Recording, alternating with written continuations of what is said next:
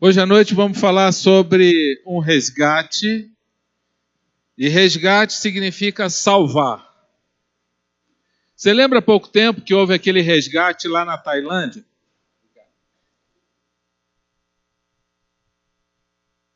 Aqueles 12 meninos que ficaram presos na caverna e graças a Deus foram salvos, mas teve um mergulhador que morreu ali tentando salvar aqueles meninos.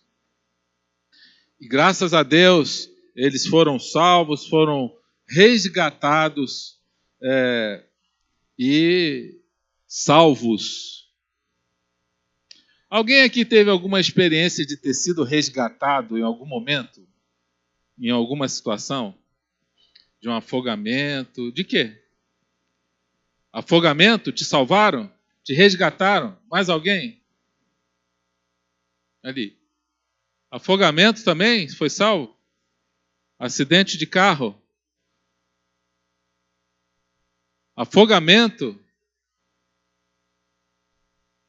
Choque, eu lembro do Otoniel, que ele levou um choque, né? Lembro, Deus salvou ele. Eu lembro que eu fui lá na UTI, lá, né? Quantos volts ali? 13 mil? 13 mil, 13,8 mil. Olha só, Deus salvou o Otoniel ali. Ele foi resgatado ali. Quem mais aqui? Você também tomou choque? Afogamento. Tá. Foi o choque com o choque do Otoniel. Entendi. Mas André foi afogamento. Olha, várias experiências aí de resgate. E todo resgate tem um preço. E no final é para salvar, mas tem um preço. E eu quero falar daquele que nos resgatou e pagou um alto preço. E ele nos resgatou do domínio das trevas e nos transportou para o reino do seu Filho amado, em que temos a redenção, a saber, o perdão dos pecados. Redenção está relacionada a resgate, a salvação. E foi isso que Jesus fez por nós. Ele nos resgatou. Agora, para a gente entender isso bem, a gente precisa pensar um pouco como os judeus pensavam naquela época. Porque tinha o resgate. Quando falava em resgate, eles entendiam bem o que era isso. E muitas vezes a gente relaciona mais com situações, como alguns falaram aqui. Mas os judeus tinham na lei de Moisés esse resgate. Então, vou precisar aqui de 2 voluntários. O primeiro pode ser Eduardo. Viu como é que é voluntário aqui na igreja? É assim. Deixa eu ver o outro. O cara começa a baixar a cabeça. O Toniel, o homem do choque. Vamos fazer aqui uma ilustração para a gente entender como é que era o resgate naquela época. Vamos. Pode chegar. Pode ficar aqui. Fica aí, Otoniel. Tá. Naquela época, vamos supor que eu tinha uma terra. A gente está vivendo na época lá do Velho Testamento, tá? Nós 3. E eu tenho uma terra, mas eu não tenho dinheiro para plantar. Então, eu preciso de dinheiro emprestado. Então, eu vou pedir aqui para o Eduardo, que eu sei que ele empresta dinheiro, né? E ele vai me emprestar dinheiro para eu comprar as sementes e plantar tudo. E então ele fala assim para mim, olha, o risco é teu, não é meu. Tá? Ele vai me emprestar, né? Gente boa. Guarda para o brigadeiro ali, depois no final. Né? A gente vai ter o brigadeiro aí depois para os jovens. Né? Eu falei do brigadeiro? Falei, né? Então, brigadeiro bom. Christian, tem para todo mundo aí? Tá. E então o Eduardo vai me emprestar esse dinheiro e eu vou comprar agora os insumos para eu plantar e faço a plantação e tudo mais, só que dá um problema. Não chove e pragas e eu não consigo colher nada. Então agora eu estou com um problema. Que eu não tenho colheita para vender essa colheita e tenho que pagar ele. Ele falou para mim, olha, eu não vou correr risco, você vai me pagar depois. E isso tudo estava previsto na lei de Moisés, é o seguinte, que ninguém pode ficar devendo nada a ninguém.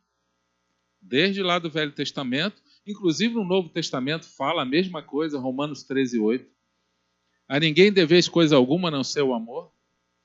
E várias outras passagens no Velho Testamento também. Eu tenho que pagar a ele, mas eu não tenho dinheiro. Então, na lei de Moisés está escrito o seguinte, eu tenho que pagar com a terra agora. Aí eu vou lá, olha, eu tenho só essa terra para te dar, você aceita? Aceita, legal ele. Mas só que a terra não cobre toda a dívida. Então a Bíblia diz o seguinte, na lei de Moisés, que eu tenho que pagar agora com trabalho. Então eu vou trabalhar para ele durante um período e sem receber dinheiro para pagar essa dívida. Só que o meu trabalho só não dá conta, eu ia levar anos para isso. Então a minha mulher vai ter que trabalhar e os meus filhos também. Que situação complicada. Mas isso era comum acontecer. Então agora eu estou trabalhando com ele junto com a minha família e prestando serviço para ele sem receber nada para pagar uma dívida que eu tenho. Se eu fosse judeu, e nessa história, a minha nacionalidade aqui, eu sou um cananeu, por exemplo. Se eu fosse um judeu, isso significava que a cada 7 anos todas as dívidas eram zeradas. Mas só que eu não sou um judeu. A pessoa que era um escravo e estava devendo alguma coisa ou perdeu a terra numa situação dessa, no 7º ano ela recebia tudo de volta. Deus sempre dava um recomeço para as pessoas. Deus não queria que as pessoas fossem pobres para sempre. Se a pessoa perdesse, ele já sabia que no 7º ano ia deixar de ser escravo. Mas vamos supor que eu gostei muito do meu senhor aqui, do Eduardo, e eu não quisesse mais ir embora. Eu quero continuar contigo, estou no 7º ano aí, mas eu gostei tanto de ficar aqui que eu quero ficar. Você me aceita? Aceita, olha, legal ele, né? A Bíblia fala que eu tinha que colocar uma argola na orelha. E agora eu sou um escravo por amor, né? E eu quero, para identificar, que aquelas pessoas que tinham uma argola na orelha, que eram escravas, por escolha, por decisão. Igual a gente é de Jesus. A gente é escravo dele por amor, porque a gente quer. Ninguém nos obrigou. Só que eu não era judeu. Sou um cananeu. Isso não se aplica a mim, esses 7 anos. Era só para judeu. Então, tem outra saída, que era o ano do jubileu. Também está na lei de Moisés. A lei de Moisés fala que a cada 50 anos, no último ano, ali, completar 50 anos, todas as posses, todos os escravos, estrangeiros ou não, seriam livres. Mas eu estou com 57 anos, o último jubileu foi há 5 anos atrás. Faltam quantos para o próximo jubileu? 45, com mais 57 dá quanto? Calcula rápido aí. 102. 102 eu acho que eu já bati as botas. Claudinha fala que eu vou viver bastante, mas isso é porque ela é uma mulher de fé, né? Ela também vai ficar velhinha junto. E 102 anos eu vou esperar o jubileu? Não dá. Essa lei não vai se aplicar para mim. Há muito tempo, o último jubileu foi há 5 anos atrás, aqui na nossa suposição, e isso até me ajudaria, se o jubileu fosse daqui a pouco, há poucos anos. Mas está muito longe, 45 anos, então não tem saída para mim. Ah, mas Deus tem uma outra saída. Deus sempre tem uma saída boa para as pessoas. O problema é que as pessoas não escolhem o caminho de Deus. Aí Deus levanta, então, o resgatador. É aí que o homem, Otoniel, resgatador, vai entrar em ação. Eu lembrei, na verdade não foi nem eu, ele que lembrou, que eu tenho um primo distante, que ficou sabendo agora que eu sou escravo, eu com a minha família, ele pensou, meus sobrinhos estão lá, são escravos, e como é que pode isso? Aí Deus, Levítico 25, ele cria uma outra saída para as pessoas. Se alguém do seu povo empobrecer, vender parte da sua propriedade, seu parente mais próximo, aqui, ó, meu parente mais próximo, um primo, virá e resgatará aquilo que o seu compatriota vendeu. Ele é meu compatriota, a gente é cananeu também. Ele lembrou de mim, ele veio atrás de mim. E aí o que ele faz? Ele vai lá no Eduardo e fala: eu quero comprar tudo, eu vou pagar tudo. Vou pagar a terra dele, vou pagar a mão de obra deles, e ele agora vai ser meu. Então, paga ele aí, Otoniel. Isso, está pago. E agora eu sou aqui, meu senhor, né? Meu primo aqui. Só que tem um detalhe. Ele foi lá comprar por amor. E ele me compra, com toda a família, compra minhas terras, e ele não me trata como um escravo. Por quê? Por causa do amor que ele tem por mim. Foi exatamente isso que Jesus fez por nós. Jesus é o nosso resgatador. Amém? Obrigado, Otoniel. Palmas para eles aí.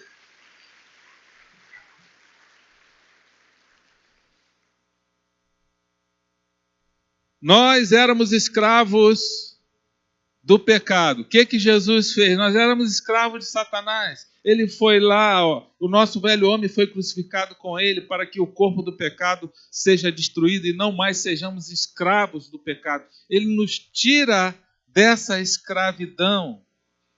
Agora, essa dívida, como essa aqui, não podia ser paga com o dinheiro. Por isso o Salmo 49 fala: homem algum pode redimir seu irmão ou pagar a Deus o preço da sua vida. Pois o resgate de uma vida não tem preço. Não há pagamento que o livre. Não podia ser com dinheiro. Tinha que ser um pagamento de Deus. Tinha que ser um derramamento de sangue. E só Jesus poderia pagar. Só Ele poderia fazer. Olha, nele temos a redenção por meio do seu sangue. O perdão dos pecados, de acordo com as riquezas da graça de Deus. Resgate significa redenção. Nós fomos salvos por meio do sangue de Jesus Cristo. Ele, então, ele cancela a nossa dívida. Ele nos perdoou todos os pecados e transgressões e cancelou a escrita de dívida. Da mesma forma que aquele meu primo fez, ele foi lá, cancelou a dívida que tinha com o outro. Jesus fez a mesma coisa, ele cancela a dívida que a gente tinha. Qual era a dívida por causa do pecado? A morte. Nós estávamos escravizados pelo pecado. E ele remove isso e prega na cruz. É isso que Jesus faz por nós. E com o sangue dele, como diz lá, ele compra para Deus todos os homens. Nós fomos comprados. Diga, nós fomos comprados. Fomos comprados por Deus.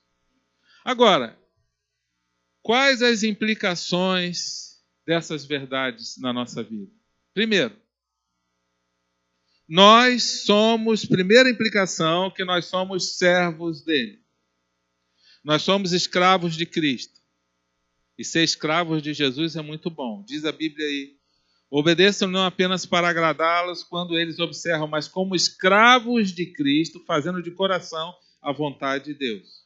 Esse texto aqui está falando de um contexto de obedecer aos senhores, aos chefes. Paulo ensinando ali aquelas pessoas. Por que a gente faz isso? Porque a gente é escravo de Cristo, e o escravo de Cristo tem que fazer de coração a vontade de Deus. O escravo obedece ao seu senhor. Então, nós obedecemos ao Senhor Jesus Cristo. Por isso que quando uma pessoa diz assim, a minha vida é de Cristo, mas ela não quer se batizar. Então, na verdade, Jesus não é o Senhor dela. Porque se fosse o Senhor, ela iria obedecer. O Senhor é Senhor em tudo. É Ele que manda, Ele tem, e nós obedecemos. Agora, a Bíblia diz que nós somos escravos de Cristo, mas Ele não nos trata como escravo. Da mesma forma que aquele meu resgatador, aquele meu primo, Otoniel, me resgatou e me comprou e não me tratou como escravo, deixou eu plantar na terra, deixou eu colher. Jesus faz a mesma coisa, olha o que diz a Bíblia. Por vocês não receberam um espírito que os escravize para novamente temer, mas receberam um espírito que os adota como filho. Nós somos escravos, mas antes de sermos escravos, somos filhos. Filhos de Deus, adotados em Cristo Jesus. Segundo, outra implicação aqui, nós fomos comprados, resgatados, então nosso corpo pertence a Ele. O seu corpo não é mais de você. Não é mais seu. Tem duas situações que falam que o nosso corpo não é nosso. Uma, essa situação que fala que é de Deus, e outra que fala que é do cônjuge. Sabia disso? 1 Coríntios 7 fala que o homem é autoridade sobre o corpo da mulher, a mulher é autoridade sobre o corpo do marido. Então, se o marido começa a ficar com aquele barrigão, a mulher pode chegar para ele e falar: esse corpo é meu, dá um trato aí. Esse cabelo é meu, Claudinha falou que eu já tenho que endireitar o meu cabelo, porque o corpo é dela. Não foi o que você falou hoje para mim? Falou, ó, dá um trato aí nesse cabelo. Tá grande, ela gosta de cabeça rapada, né? Esse corpo é meu, então você tem que... É assim. Você não casou? Você não quis casar? Quem quis casar aí? Agora o seu corpo não é seu mais. É da mulher ou do marido, né? 1 Coríntios 7. Né? Tá certo que o contexto ali são relações íntimas, sexuais, né? Aí tem gente pensando assim, piorou, pastor. Tá, mas isso é para encontro de casais. O nosso corpo é dele. O contexto que eu vou ler esse versículo agora está falando num contexto de imoralidade sexual. Porque quando a gente peca na área da sexualidade, a gente está pecando contra o corpo. Então Deus dá um conselho aqui, olha, fujam da imoralidade sexual. Por que Deus fala fugir e não fala resistir? Porque Ele sabe que quem quiser resistir não vai conseguir, vai dar zebra. Não vai conseguir, vai pecar. Deus fala para resistir ao diabo e ele fugirá de vós. Mas com a imoralidade sexual, que isso está na nossa natureza humana ali tão forte, Deus fala assim, olha, foge, sai fora, não fica aí. Ah, mas eu só queria ir lá conversar com ela um pouquinho, dar um conselho. Não, sai fora. Você é um homem casado, olha, sai fora, não é para você. Não, é só uma orientação. Não dá. Uma vez um cara, ele falou para mim, não, tem uma mulher que fica se insinuando para mim. Toda vez que eu passo, ela está ali, se insinuando para mim. Ela trabalha numa loja. E eu passo ali, eu falei, por que você ainda está passando ali? E eu percebi que, no fundo, ele estava gostando daquilo ali, porque estava enchendo o ego dele. Falei, vamos combinar uma coisa? Então você vai dar a volta por trás, né? Você é um homem temente a Deus, casado, e Deus quer que você fuja disso aí. Não dá para a gente ficar negociando. Deus fala para a gente resistir ao diabo, e ele fugirá de vós, mas antes ele fala, submetam-se a Deus, resista ao diabo, ele fugirá de vós, Tiago 4,7. Mas quando chega com imoralidade sexual, que Deus sabe que é terrível e é muito forte, seja o que for, pornografia, seja o que for, não dá para ficar, eu vou só ver aqui, vai ficar ocioso no computador, vai ficar vendo, navegando ali, quando vê está na pornografia. Então tem que sair fora, vai ter que criar formas de fugir disso aí. Todos os outros pecados que alguém comete, fora do corpo, os comete. Mas quem peca sexualmente, peca contra o seu próprio corpo. Acaso não sabe que o corpo de vocês é santuário do Espírito Santo que habita em vocês, que lhes foi dado por Deus, e que vocês não são de si mesmos? Vocês não sabiam que vocês não eram de si mesmos? Pergunta aí para a pessoa, você sabia que você não é mais dono de você mesmo? Se você tem Jesus Cristo como seu Senhor, eu quero te dar essa notícia. Você não manda mais no seu corpo, em você mesmo. Agora é o Senhor que vai mandar. E às vezes a gente tem vontade de comer muito. Aí o Espírito Santo, lembra que isso aí não é para você comer? Senão esse corpo vai ficar doente. E aí é meu esse corpo. Essa é a verdade. Deus fala, olha, você não manda mais no seu corpo, agora sou eu que mando. Então vamos obedecer o que eu mando. Porque vocês foram comprados por alto preço, portanto glorifiquem a Deus com o corpo de vocês. Nós pertencemos a Deus e nós somos do Senhor Jesus e o nosso corpo pertence a Ele. Eu ouvi um testemunho uma vez, até perdi esse DVD, acho que eu emprestei para alguém, Claudinha vai lembrar, lá na igreja, lá no Rio, aquele homem, aquele pai de santo, aquilo me marcou, aquele testemunho. Aquele pai de santo que se converteu, e ele contou essa história. De repente, esse nosso CD está até emprestado com alguém aí, né? A Bíblia fala sempre quando a gente pegar emprestado com alguém para devolver. Está lá em Provérbios. Nunca fique nada com o que é do seu irmão. Mas sumiu esse CD, eu tinha ele guardado. E aí esse testemunho me marcou, porque quando fala que o nosso corpo pertence a Deus, esse homem ele relatou o seguinte, que ele, quando ele estava ali na ativa, na feitiçaria, como pai de santo, o demônio mandou ele violar um sepulcro e pegar um cadáver que tivesse pouco tempo ali de ter sido enterrado, no máximo uma semana, uma coisa assim. E então, ele faz isso aí. Ele vai lá, compra, suborna lá o pessoal no cemitério e tal, e consegue ter acesso. E ele vai com mais 2 lá naquele sepulcro para violar aquele sepulcro e pegar aquele cadáver lá e usar para fazer o serviço de feitiçaria dele. Inclusive, ele declarou lá que em muitas situações dessas, que ele fazia, ele violava e abria o corpo e comia as vísceras das pessoas. É isso que o diabo... Você lembra disso? Muitos pais de santo, feiticeiros, fazem isso. É que a gente não fica sabendo. E aí, aquele homem, quando violou, quando eles tiraram o caixão, o outro homem que estava com ele ficou ali possuído e falou que não podia tocar naquele corpo.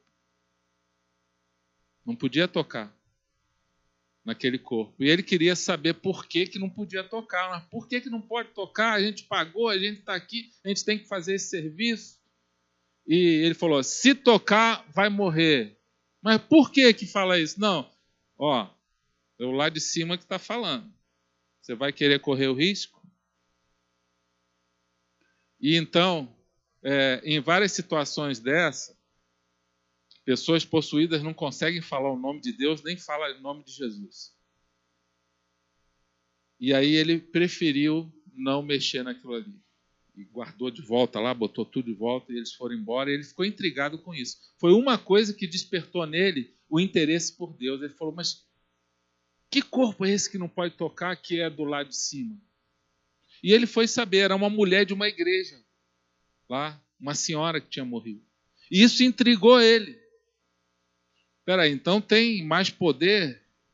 Uma das coisas que intrigou ele, levou ele a uma conversão, foi isso. Ele ficou intrigado com isso. E eu fiquei pensando, sabe o quê? Se Deus cuida até de um corpo que está em decomposição, que a alma não está ali, já está no paraíso. Deus não permitiu naquele caso que um corpo de uma irmã tivesse sido violado, um corpo em decomposição que vai virar pó. Imagina nós que somos filhos de Deus e estamos vivos, e Deus fala que Deus é Deus de vivos e não de mortos. Imagina quando a gente pensa que Deus não cuida de nós. Você que está com um problema, que está com uma dificuldade, você fica pensando, Deus esqueceu de mim, Deus me abandonou. O nosso corpo pertence a Deus, a nossa vida pertence a Deus e nós somos de Deus. Sabe por quê? Porque nós fomos comprados. Diga assim, eu fui comprado por alto preço. Essa é a verdade. Você crê nisso? Você crê nisso? Tudo que temos pertence a Ele. O nosso corpo é dele. Tudo que temos pertence a Ele. Tudo, tudo, tudo, tudo. Seu carro pertence a Ele. Seu corpo, a gente já falou, pertence a Ele. Nossos bens pertencem a Ele. O nosso dinheiro, tudo pertence a Ele. Ele comprou tudo. Você lembra do resgatador aqui? Ele não comprou tudo? Tudo é dele. Jesus é o resgatador. Jesus fez esse resgate. Nos tirou das garras de Satanás. Nos tirou de lá. E nos trouxe para o reino do seu amor. Tudo é dele. Aí, como ele é muito bom e ele não nos trata como escravos, aí ele fala assim, olha, com relação aos seus bens, tudo é meu, mas eu confio os cuidados a você. Ou seja, nós somos mordomos, nós cuidamos das coisas que Deus confiou para nós. E ele fala assim, como eu quero treinar a generosidade no seu coração e eu não quero que você seja apegado ao dinheiro, eu vou deixar 90% com você. 10% tu vai usar em favor do meu reino. Aí tem gente que reclama. 10%? Uma vez eu estava dando uma aula de finanças, um rapaz perguntou assim, pastor, aqui na igreja tem aquele negócio que 10% é de Deus? Eu falei, não, aqui na igreja não é assim não. Ele é? Eu falei, é. Aí ele até se interessou mais pela aula. Eu falei, olha, é o seguinte, deixa eu explicar. Não é 10%, 100%. Aí a fisionomia dele desanimou um pouco. Na verdade, tudo é de Deus. Ele comprou tudo. Tudo é dele. Mas só que ele nos ama, e ele é muito bom, ele fala, vai usando aí, e usa bem. Inclusive os 90% que Deus fala para a gente usar em nosso favor, ele fala, olha, você pode usar para você, mas cuida que é meu. Quando Deus me deu esse entendimento, mudou tudo. Mudou tudo. E eu quero que você tenha esse entendimento do resgate que Deus fez na nossa vida. José fez isso aí. José comprou o Egito inteiro. José comprou o Egito inteiro. Ele foi sábio, você conhece a história. Ele foi colocado como governador do Egito. Juntou todos os grãos, porque Deus deu o sonho para ele, a revelação do sonho de Faraó, que as vacas magras iam comer as vacas gordas. Você lembra disso aí? E eram 7 anos de fome. E o que José fez? Juntou tudo quanto era grão, juntou. Armazenou e veio a fome. Deus ensina ali a previdência, a você se planejar, guardar. Deus ensina isso em vários versículos. Esse é só mais um texto. E ele faz o quê? Ele guarda. Veio a fome, ele tinha grãos, trigo para vender para o mundo todo, se ele quisesse. Acabou o dinheiro de todo mundo, porque todo mundo foi comprar lá. Aí todo mundo foi pagando com a sua própria terra. Sua própria terra. O que era melhor? Pagar com a própria terra ou morrer com fome? Morrer de fome? Toma a terra, vamos pagar com a terra, mas eu preciso de comida.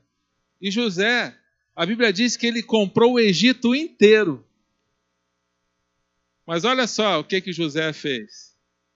Agora aquelas terras eram dele. O que ele fez? Todas essas terras, ele entregou a semente para o pessoal plantar. Toma, pode ir lá plantar na sua terra, na terra, que é minha, mas é do governo, mas eu vou confiar para você. Você planta, a colheita, a sua colheita, você pode ficar com 80% dessa colheita. 20% você vai recolher para mim. Você acha que o pessoal ficou triste ou ficou feliz? Quem acha que o pessoal ficou triste porque vai plantar agora, ganhou a semente e vai plantar lá e vai colher 100%, vai ficar com 80% e vai devolver 20% para José? Quem acha que esse pessoal ficou triste? Levanta o braço. Quem acha que eles ficaram felizes? Claro que eles ficaram felizes. Ficaram felizes. E com gosto, ainda ia lá e ainda levava para José. José, com toda a sabedoria dele, ele enriqueceu o faraó. E o pessoal trabalhando, eles preferiram aquilo ali. Ficaram felizes, porque eles sabiam que a terra não era deles, eles estavam desfrutando de 80%.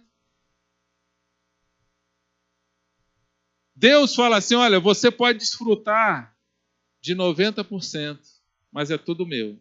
Aí tem irmão que fica chateado com Deus. Poxa, eu tenho que dar esse negócio de 10%? Não, irmão, não tem que dar nada. Ninguém é obrigado, agora é por amor. Tudo que Deus fez por nós foi por amor. Nós não estamos mais na lei de Moisés, agora que a gente é obrigado a seguir aquilo ali. Não, agora Deus fala assim, por amor, como eu fiz com vocês. Eu comprei por amor, eu dei a minha vida. Agora eu quero ensinar vocês a lidarem com isso. Quando Deus fala aqui para os fariseus, que é uma das poucas coisas certas que os fariseus fizeram, foi serem dizimistas fiéis, né? Mas faltava no coração deles a justiça e o amor. Faltava isso. Eles tinham obrigações religiosas, eles procuravam obedecer, mas faltava amor no coração. E Jesus ensina isso para eles. Uma das poucas coisas certas que Jesus elogia os fariseus, ele diz assim, ai de vocês fariseus, porque dão o dízimo de tudo aí, mas desprezam a justiça e o amor de Deus. Vocês deviam praticar estas coisas sem deixar de fazer aquelas, o dízimo. Está se referindo àquelas, o dízimo. E não deviam praticar estas coisas. Que coisas? Justiça e o amor. Deus está falando claramente aqui. Olha, o dízimo permanece no Novo Testamento. Porque tem gente que acha que o dízimo foi só para o Velho Testamento. É para o Novo também. Se você é um filho de Deus, você entende o que é o resgate, você começa a fazer por amor, porque tudo é de Deus. E eu estou ensinando para você o princípio de Deus. Agora, o princípio não é a obrigação. Eu não vou fazer porque eu sou obrigado. Não. O princípio é esse que está aqui no versículo em 2 Coríntios 8. Destaquem-se nesse privilégio de contribuir. Não estou dando uma ordem, mas quero verificar a sinceridade do amor de vocês. Agora a motivação é o amor. Todo esse contexto desse capítulo fala de contribuição na igreja. Nós precisamos ensinar isso para as pessoas, essa verdade de Deus. Tem que vir do coração. Não é uma coisa que tem que dar. É muito mais do que somente a manutenção da igreja. O dízimo, a contribuição, está relacionado a resgate. Está relacionado à redenção, à salvação. porque nós somos de Cristo e nós participamos desse privilégio em amor. Outra implicação na sua vida: nós devemos anunciar o Evangelho. Olha o que fala esse versículo aqui. Nós somos de Cristo, nós fomos resgatados, fomos comprados. Vocês, porém, são geração eleita, sacerdócio real, nação santa, povo exclusivo de Deus, para anunciar as grandezas daqueles que o chamou das trevas para a sua maravilhosa luz. Deus fala aqui claramente, povo exclusivo de Deus. Tem uma versão que fala assim, a Almeida fala, povo adquirido. Nós fomos adquiridos por Deus, somos dele. Para quê? Para anunciar as grandezas. Que grandezas? Ele fala aqui, anunciar que nós saímos das trevas e fomos para a luz. Nós estávamos condenados. Nós temos que pregar isso aí. Ah, mas eu não sei a Bíblia, não sei versículo. Começa a fazer o que Deus fez na tua vida. Pega alguns versículos, algumas verdades de Deus da Bíblia, compartilha com pessoas. Não fica com vergonha de falar de Jesus, onde você estiver. Dá o teu testemunho, o que Cristo fez na sua vida, lá na sua família, no seu local de trabalho, na sua vizinhança. Com quem você se relaciona na escola, você compartilha. Você não pode estar andando com pessoas ali e não falar de Cristo para essa pessoa. Você precisa compartilhar. E para terminar, nós fomos comprados para a vida eterna. Mas agora que vocês foram libertados do pecado e se tornaram escravos de Deus, embora Ele não nos trate como escravos, o fruto que colhem leva à santidade e o seu fim é a vida eterna. Nós fomos comprados para a vida eterna, para a eternidade. Essa vida aqui é muito curta. Se você pensa que Deus morreu por nós só para a gente ter uma vida boa aqui, olha, vai muito além disso. Ele quer que você tenha uma vida de paz, Ele quer que você tenha uma vida transformada. Sim, Ele deseja. Mas o propósito de Deus é vida eterna, porque essa vida aqui, é curtinha e passa muito rápido. Eternidade é eternidade, é para onde nós vamos aqueles que foram alcançados pelo Evangelho. Você está preparado para isso? Você deseja isso? Vamos ficar de pé.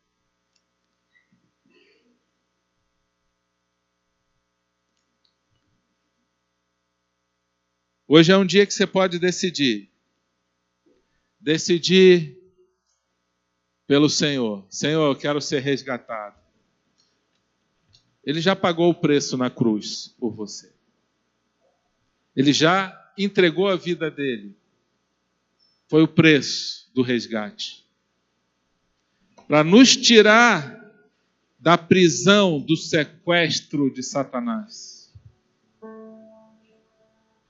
Quando você rejeita Cristo, e você não entrega a sua vida a Ele, e crê nele, e não faz dele o seu Senhor, você está rejeitando o domínio de Deus sobre a sua vida. Você fala, Senhor, eu não quero ser comprado, eu não quero ser seu servo, o meu corpo não pertence a Ti, a minha família não pertence ao Senhor, sou eu que mando, sou eu que decido, sou eu que governo. Eu não quero essa aliança contigo. Quando nós aceitamos a Cristo como Senhor, nós perdemos a nossa vida por causa dele. Mas nós ganhamos vida eterna. Nós perdemos a nossa vida. Quero te dar essa notícia. Sua vida, todos aqueles que estão aqui já aceitaram a Cristo. Marcos 8,35 diz: quem quiser salvar a sua vida, a perderá. Mas quem perder a vida por minha causa e pelo Evangelho, a salvará. Você perde a sua vida aqui.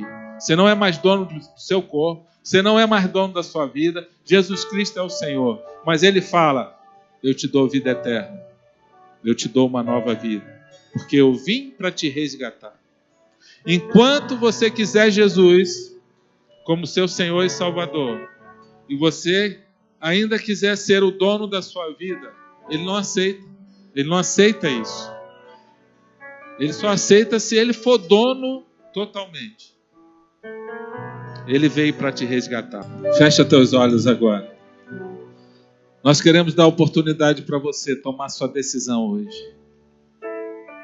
Jesus quer a sua vida por completo. E você que não tomou ainda essa decisão de entrega total, hoje é um dia que Jesus veio para te resgatar de uma forma completa. É só assim que Ele entra na nossa vida. É só assim que Ele aceita nos resgatar. Se você realmente tomar uma decisão e falar: Senhor, eu quero esse resgate, eu creio que o Senhor morreu na cruz por mim e que ressuscitou. E eu entrego a minha vida a Ti. E a partir de hoje eu quero ser totalmente comprado por Ti. Toda a minha vida a partir de hoje pertence. A minha família, os meus bens, tudo é Teu, Senhor. Se você não fez essa decisão, hoje é o dia que Deus preparou para você tomar essa decisão. Ele promete que Ele escreve o seu nome no livro da vida, que Ele te dá uma paz que excede todo entendimento, que Ele te transforma em uma nova criatura. Ele promete que nunca mais te abandonará, jamais te deixará. E Ele coloca o Espírito dEle dentro da nossa vida e vem fazer morada em nós. É a melhor coisa que Deus pode fazer na vida de uma pessoa, mas a gente tem que querer. E se você hoje deseja de coração fazer essa escolha, eu peço, se você deseja isso, estende a sua mão e fala assim: Deus, eu quero isso. Não tenha vergonha não. Isso. Levanta bem alto assim. Faz de coração, mas encosta lá no teto assim. Isso. Amém. Nós vamos cantar mais uma vez esse refrão. E eu quero orar por você aqui na frente. Sai do seu lugar. Não fica aí. Se você levantou a mão, o diabo vai querer te segurar aí. Mas você sai. Fala: Senhor, eu não tenho vergonha. Eu vou te confessar publicamente. Aquele que me confessar diante dos homens, eu confessarei diante do Pai. Não tenha vergonha não. Vamos orar. Pai, nós clamamos a Ti por essas pessoas. Nós somos gratos ao Senhor por essas escolhas, essas decisões aqui hoje que estão sendo tomadas. Pessoas resgatadas, sendo resgatadas por Ti. Obrigado, Senhor, porque essa mensagem chegou nesses corações. Que Satanás perca toda a força na vida delas. A partir de hoje, todo domínio de trevas seja quebrado na vida de cada um. E o Teu Espírito possa encontrar lugar nesses corações. E a partir de hoje, eles possam crescer. Eles possam caminhar contigo. E o Senhor promete que o Senhor jamais os deixará, jamais os abandonará. Nós queremos, como igreja, agora agradecer ao Senhor por essas vidas, pelo Teu grande amor por nós. Obrigado, Senhor. Obrigado em nome de Jesus. Guarda essas pessoas. Guarda toda a Tua igreja. Todos aqueles que estão aqui, que por algum motivo não conseguiram vir aqui à frente, mas o Senhor conhece o coração deles. Senhor, renova as forças de cada um, aqueles que já tomaram essa decisão, que eles possam lembrar sempre que nós pertencemos a Ti, nós somos a menina dos Teus olhos, nós pertencemos ao Deus e nós nascemos de Cristo e o maligno não pode nos tocar, porque nós pertencemos ao Senhor. Guarda a Tua igreja, em nome de Jesus. Amém. Que Deus abençoe. Palmas para o Senhor Jesus. Obrigado. Pode voltar para o seu lugar. Glória a Deus por isso. Deus é bom. Cumprimenta seu irmão aí e fala: Deus é bom. Que Deus te abençoe e te dê uma semana abençoada em nome de Jesus. Amém.